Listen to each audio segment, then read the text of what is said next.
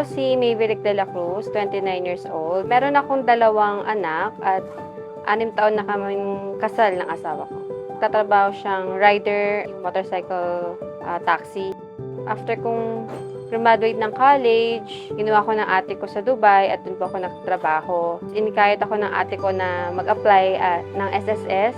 Since single pa kasi ako noon, hindi pa sa akin parang priority. Hindi ko pa siya ganun kanahulugan. Nagkakilala kami nung naging asawa ko and then nabuntis ako. Hindi naman pwede sa Dubai ang gano'n. Buntis tapos single ka, so kailangan mong bumalik na Pilipinas. So pagbalik ko na Pilipinas, nagpakasal kami.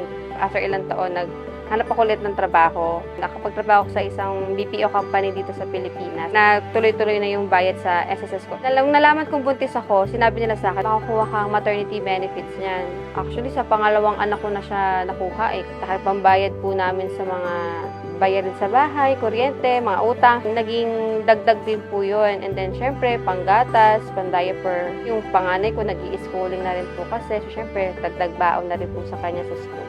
Yung kalahati po, na ipang puhunan ko rin dito sa aking ukay-ukay. Maliit na ukay-ukay business. Pag kumikita ako ng konti, medyo nagtatabi ako. Pang contribution ko, monthly dun po sa aking SSS account. Ang hinayang ako dati nung dalaga ko kasi di ako nagkukulog. Ngayon, para sa mga hindi pa miyembro ng SSS, magpamiyembro na sila at magkulog na sila kahit maliit. Pwede nilang gamitin as salary loan or kung magbuntis man sila, maternity benefits at kung tumanda man sila, pwede rin gamitin as pension. Sila rin naman yung makikinabang, no?